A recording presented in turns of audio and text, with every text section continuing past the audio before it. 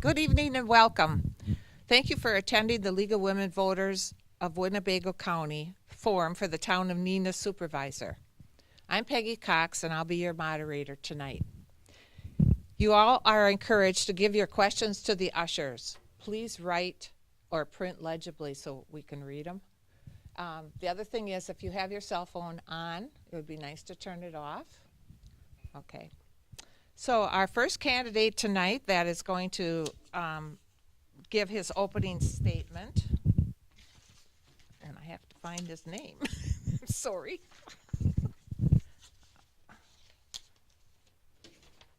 Somebody took my paper? I'm sorry, sir. I'm Tom Wildy.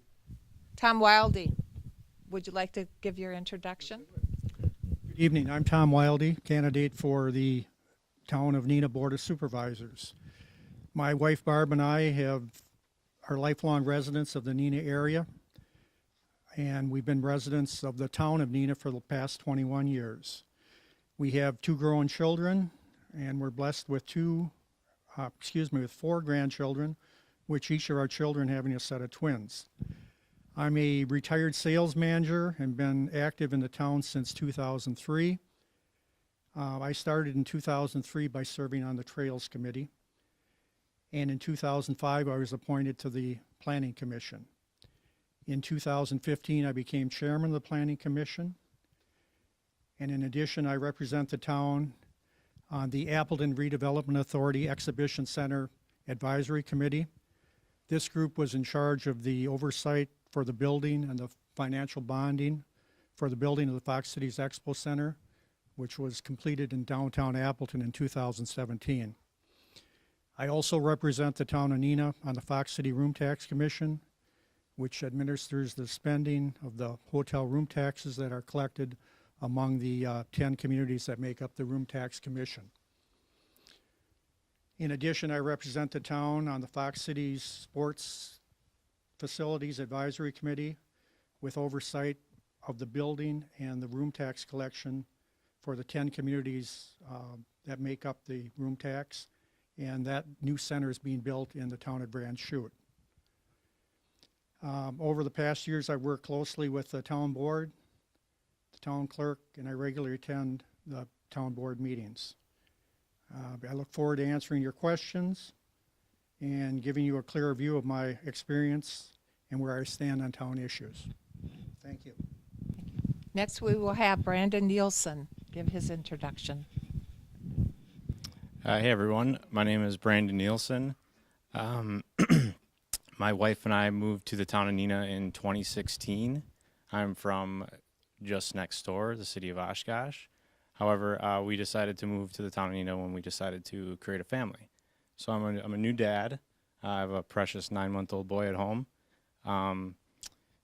When I moved to the town of Neenah, there was a position open on the Planning Commission, which I applied for, and after a couple of interviews, was able to be a part of that. So I've been on the town of Neenah Planning Commission since 2017, summer of 2017, I believe. This is my first run at any type of public office. It's kind of near and dear to my heart. It's something I've wanted to do for quite some time, and now that I'm pushing 32, I figured it was a good time to get involved. Not that I wasn't involved before. Through my life, I've kind of volunteered here and there with Salvation Army and numerous other entities. So yeah, I mean, I'm looking forward to everyone's questions. Hopefully we can get a good idea of who everybody is, and I appreciate you guys all being here. Thank you. Next is Elizabeth Duquesne.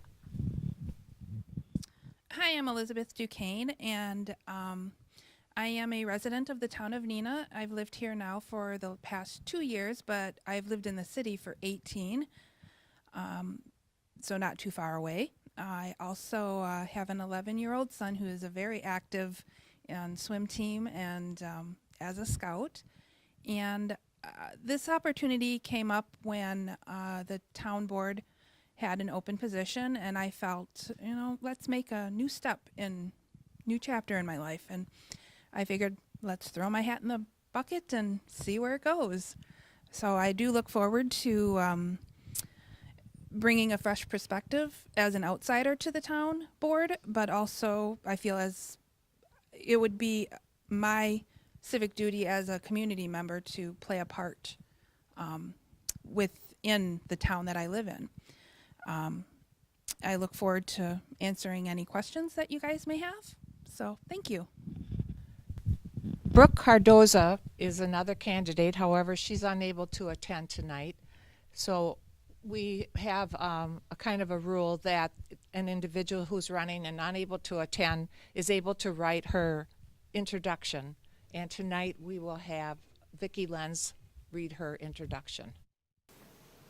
Okay, so this is the statement of Brooke Cardoza. First, I'd like to say how exciting it is to have 4 candidates running for the town board. Very rarely is there an opposition in any given year. I think it's a positive change that I hope to see continue in the future. I've been a lifelong resident of the town of Neenah. I attended UW-Madison and have a degree in journalism with an emphasis in advertising and public relations. I work full-time as a tactical design manager for Phototype, a packaging graphics company, and I am married with 2 sons, ages 7 and 12. Like many, I didn't get involved in town government activities unless something directly affected me.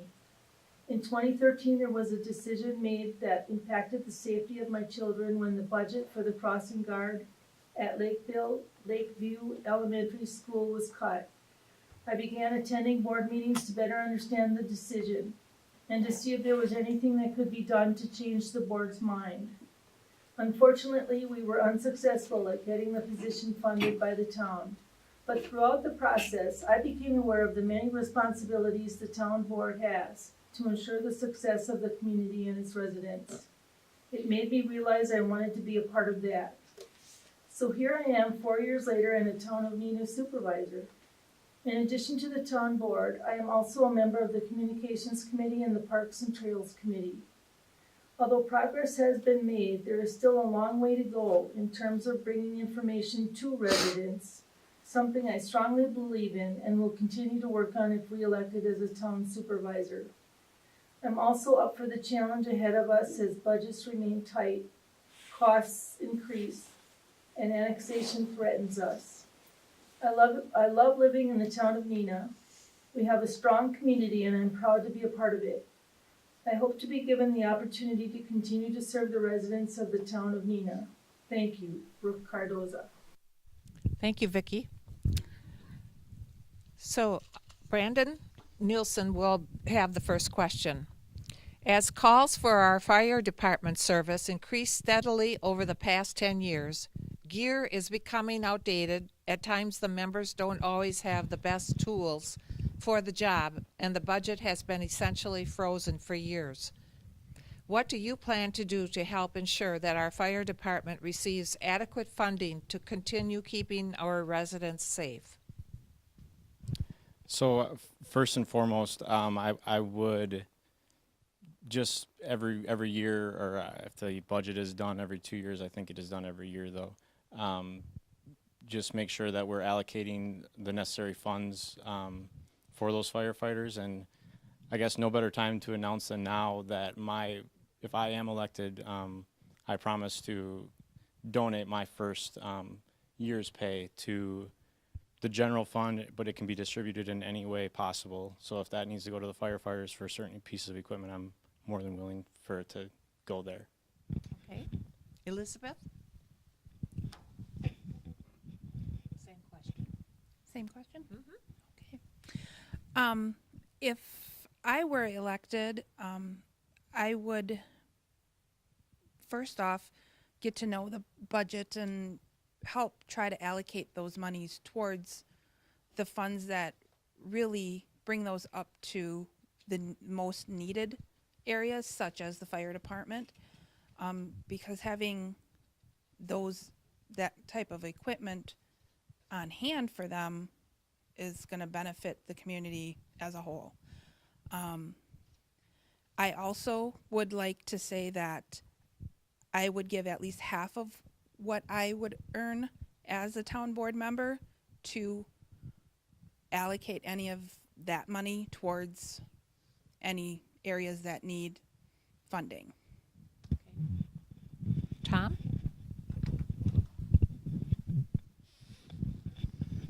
Yeah, I'm well aware of the fire department's predicament as far as their budget being frozen over the last number of years.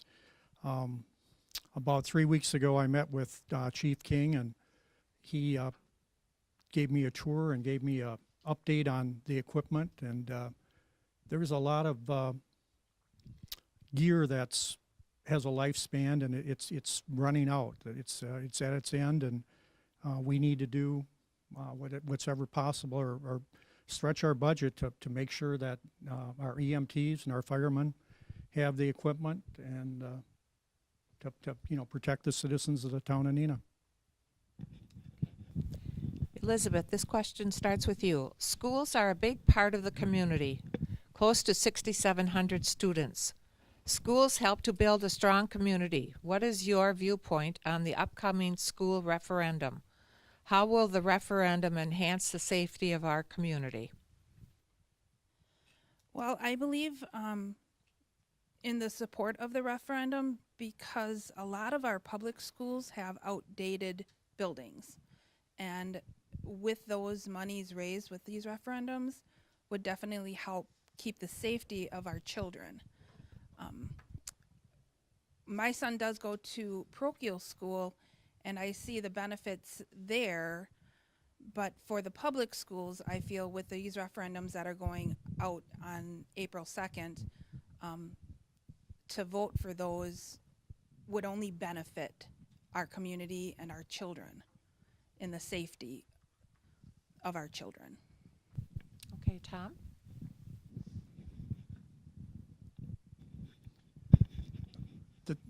The Neenah School District has a $130 million referendum coming up. This is the largest referendum in history of the state of Wisconsin. And I support the schools, certainly the safety dates they're going to make, and also the buildings. But I have to be very honest, I think $130 million is the Rolls Royce of the plan. And I think if the referendum is defeated, that the school board will come back with a much more reasonable plan, and that's where I would stand on that issue. Okay, Brandon? So I personally typically vote for school board referendums. In recent years, there's been a big cut from the state, towards the school systems, and that's been affecting everybody at a local level as far as school systems go. I agree with Tom that what the referendum is asking for is a little much. However, I don't know the breakdown per person and how much that would cost each person. So without knowing those exact numbers, I can't say one way or another right now where I would be on the vote. Okay. This is a rather long question, and I will be glad to repeat it. We'll start with Tom. The town continues to lose large amounts of land to the city of Neenah through annexation. There are two schools of thought regarding what the role of the town board should be in the years ahead regarding annexation. One school says the role of the board is to be the caretaker of the remaining town land until its inevitable and eventual annexation by the city. The other school believes the board should work toward protecting the town's borders in a way that would allow the town to continue to remain a viable community with its own personality and semi-rural way of life. Which of these two schools of thought do you support? Yeah, we're facing a real issue as far as the surrounding communities. Clayton's in the position right now where they're going to try to become a village. If that happens, that's going to give them, annexation powers, and they're right on our borders. So I think foremost we need to talk to our neighbors, Fox Crossing, Vinland, and Clayton, and work on boundary agreements. As far as the question, as far as whether to be a caretaker and watch the the town just be gobbled up. I think we need to, be more creative and protect our borders, and hopefully in the coming years be able to, formulate a plan that will protect our borders. Okay, Brandon?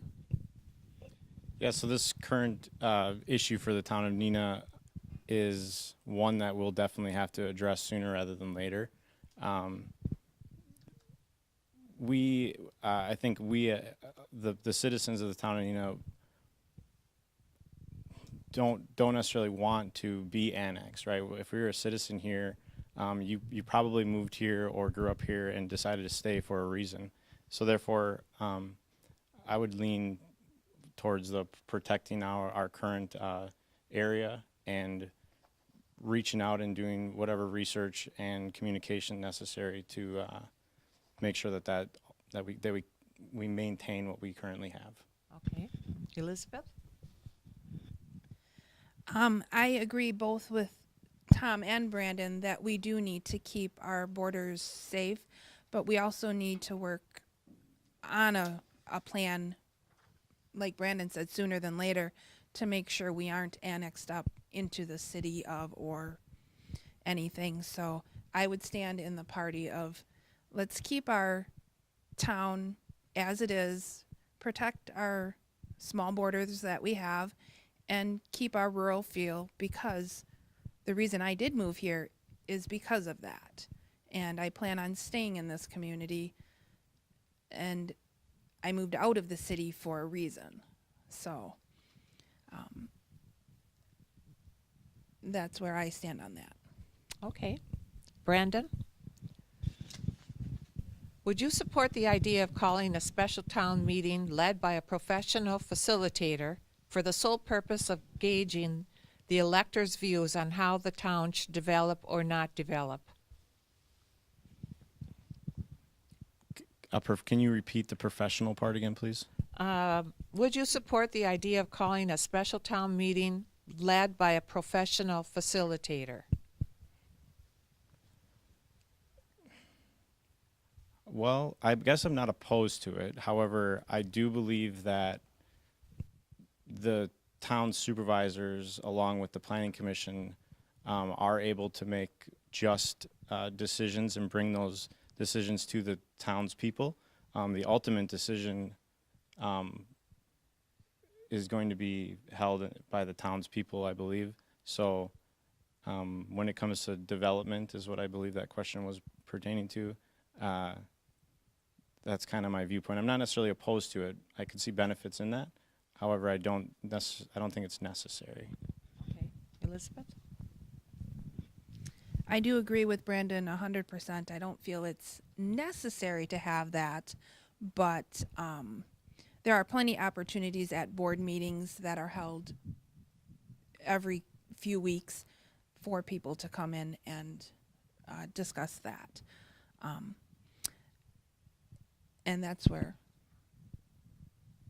I would have to say. Okay. Tom? I'm not sure I'm opposed to this, but I'm not sure what the professional facilitator involves or what role they would have. We have our town board of supervisors, our fire chief, our planning commission, and our parks board. I think those people have a better handle probably, and maybe I'm reading this wrong, than what a professional facilitator would have. Maybe I don't totally understand the question, but I think we've got the people right here in the town that can tell us the directions that we need to go. Okay.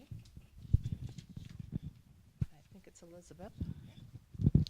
In 2003, the town and city entered into a boundary agreement which reserves about 33%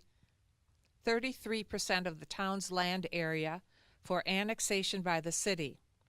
The agreement has restrictions on how town residents can use their own land. Would you support the idea of renegotiating portions of this agreement with the city? I think it goes back to we need to work with the city, but we also need to have an agreement that the town stays the town and the city cannot annex up that section of land. Go back to Tom or Brandon? Brandon. Sounds good. We're just out of order there, but it's okay. So I think that I'll give an example. So one thing, there are certain things that the city, that someone might want to annex to the city because of, you could call them benefits in comparison to the town of Neenah. Whether that be if you own a lot and you want to build a house, you can maybe build 2 houses if you annex to the city. And you can make a larger profit.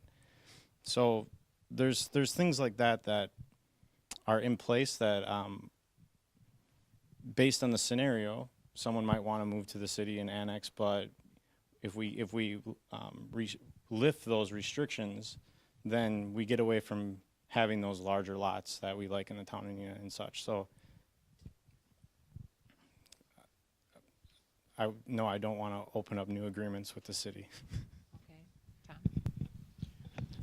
Tom. The 2000 border agreement with the town of, or with the city of Neenah, I think is one of the best things probably that could have happened to the town. It's preserved our land. Before that, they were gobbling us up, a piece here, a piece there, and it's a 30-year agreement. It goes till 2033, and if the city would be willing to sit down and talk, I'd certainly, encourage that and want to be part of that. Yes, I'd certainly be in favor of trying to extend the boundary agreement with the city of Neenah.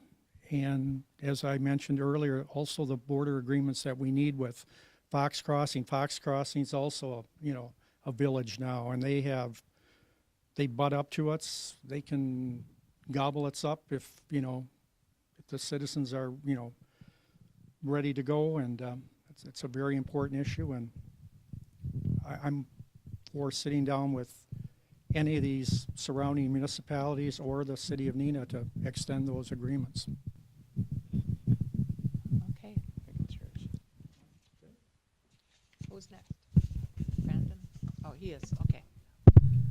Well, this is a 2-part question.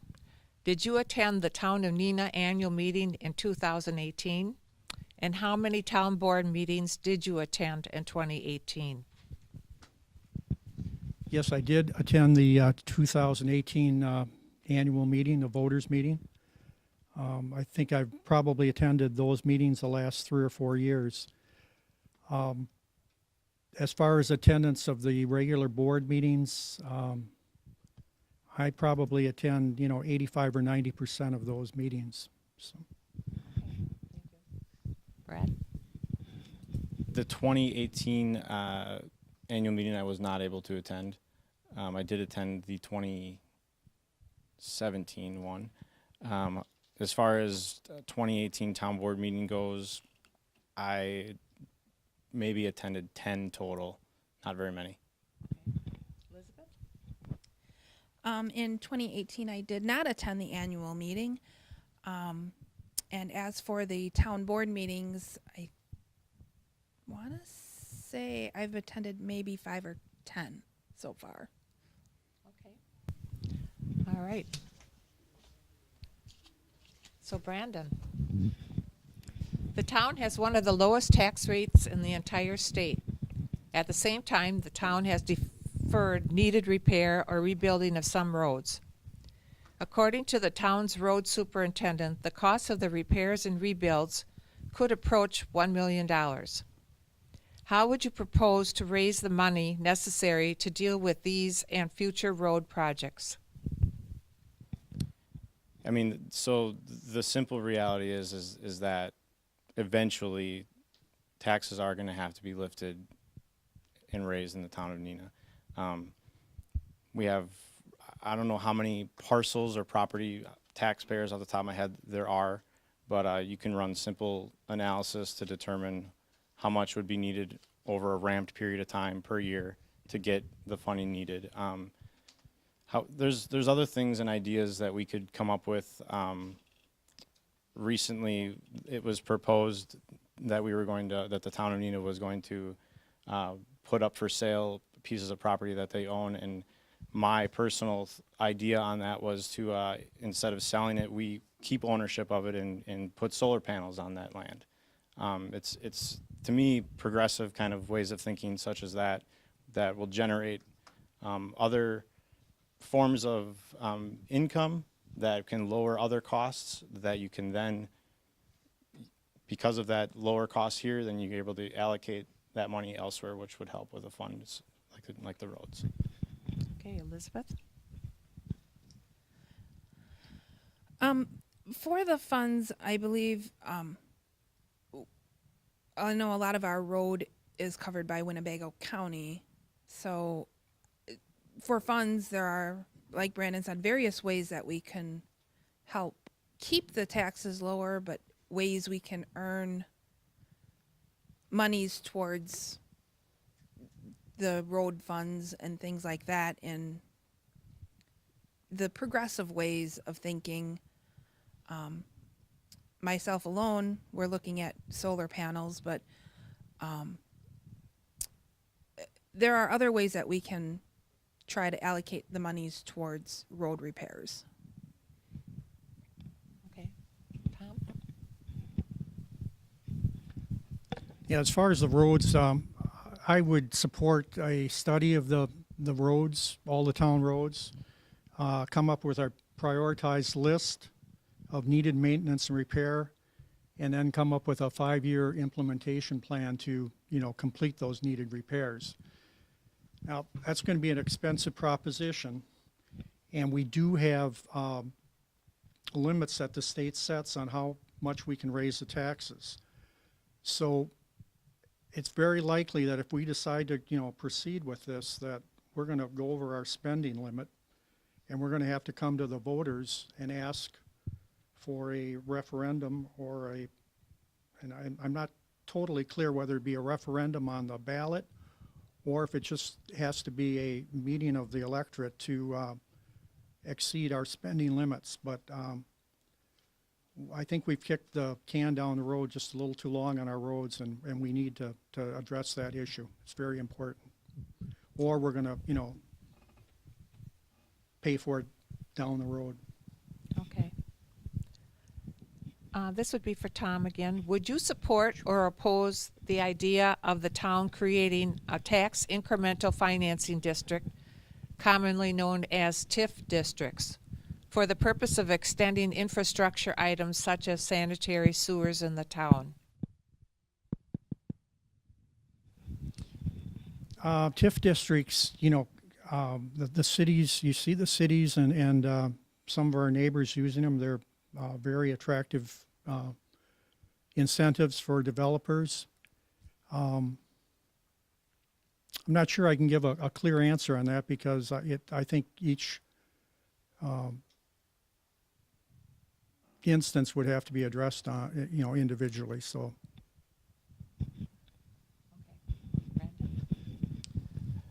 Yeah, I mean, so the TIF districts that I've read about were all within the city of Oshkosh. One particular property that comes to mind was the old restaurant called the Granary.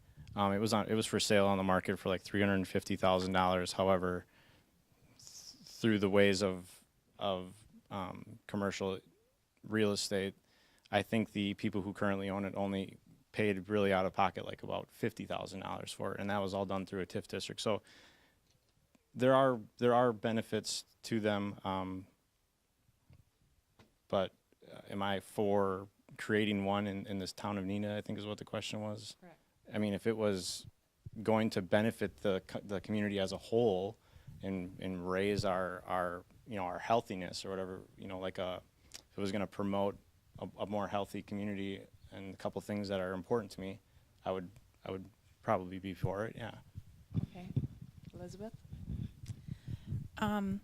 Well, this is the first time I've heard of a TIF. I don't have the experience that these other candidates have. The sound of a TIF is definitely something that I would look into. Whether I would support it or not, I guess I would have to get more information to give a clearer answer on that. Okay. Brandon? Many years ago, town electors voted to purchase land along Tuller Road as a means to block annexation in this area. The town is now negotiating the sale of the property, and if successful, the sales price could approach $700,000. If the land is sold, what should the town do with that money? Pay some debts off, put it back in the general fund, make necessary investments with it that'll, help us out in the future. Just as the previous investment was, it did two things. It was a good price. It was a good purchase, and therefore it also helped us with our maintaining our borders. So, just simple financial planning with that money. Okay, Elizabeth? I agree with Brandon. Simple financial planning with any monies is a definite plus. And with the sale of that, allocate monies that is needed in places such as debt or the fire department or the roads or whatever. So that's where I stand on that. Okay, Tom? In the past, when the town has sold its some of the other property that we had that helped to block annexation from the city of Neenah, that money has went into the general reserve funds, and it's been used over the years to help pay for the roads and a number of other things. I would favor that, again, it goes into reserves, and then that we use it in helping to, as I mentioned earlier, a study and prioritization of the roads that need repairs, and then we get on a 5-year plan to repair them. And also, our fire department's in need of equipment. Chief King, if you were at last night's meeting, mentioned that they need another small vehicle. I'd be in favor of, using some of those funds, but we just can't, willy-nilly just spend it all at once. It needs to be used for the right things and go from there. Okay. I think this is for Elizabeth. How do you feel about raising property taxes to help meet the town's expenditures? Oh, town taxes. I guess the reason I moved out to the town was because of the lower taxes. To raise them, I guess I feel personally small increments would be fine, but huge ones not so fine. That's about all I can say on that. Yeah, the town of Neenah has, I believe, the second lowest tax levy in Winnebago County, and our town's always been very proud of it. I think that almost somewhat to a fault that it's almost been a contest, and I think we have to be realistic and look at our roads, our fire department, the needs of the community, and possibly raise the tax levy to help to support. It doesn't mean that we're going to just go out and spend all our reserves and raise taxes to as I mentioned about the school system or the school district, where everything's a Rolls Royce, in my opinion, that they want to put on it. The town of Neenah doesn't operate that way. I think we drive more of Chevy or a VW or something, whatever you want to call it. And I think that's the road that we have to, or need to continue to go down. Okay. Brandon? Yeah, so as I kind of stated before, with the referendum question earlier, along with the roads question, the, taxes are what pay for a lot of stuff that we all use it daily. So having the second lowest in the state is great to a point, as Tom said, but I kind of agree with both of my colleagues here that I'm for a small increment, ramped over X amount of years to get to our total, point that we're trying to reach. I work for an asset management software company, and so what we do is cities use this software to manage their asset infrastructure more effectively. Okay, so roads are an asset, your water pipes are an asset. All those things are maintained through taxes. It's the taxpayer dollar that maintains those, that pays the workers to get out there and do the work. So it's a really good question, and it's an important question. And I think to really understand, where that money is going is important for the citizens. And if we can be transparent in that, I think most people would be okay with raising them. Okay. We have one more question. Again, it's about money. We would start with Tom. Elizabeth was last. Okay. If the town does not incorporate, it will eventually over time be annexed out of existence by our surrounding municipalities. What is your plan to protect the town's borders? That's a very interesting question, and something that I've thought about over the last couple of years. We have 15 years left on the border agreement. There's a number of options. We could, try to become a village, but that's a very, very expensive process. You need your own police department. We have our fire department. There's a lot of items that have to be met for the state to, grant the status as a village. Fox Crossing did it. And I know that they've, spent in the millions of dollars on legal fees to get that done. I'm not sure I have the golden answer here to tell you what we need to do, but it's certainly something that has to be at the top of our list, and possibly reopening those talks with the city of Neenah as far as on the border agreement. And then the border agreements, as I had mentioned earlier, with Clayton and Fox Crossing and Vinland are very important. Okay. Brandon? Can you repeat the question? Sure. Of course, I put it away. If the town does not incorporate, it will eventually, over time, be annexed out of existence by our surrounding municipalities. What is your plan to protect the town's borders?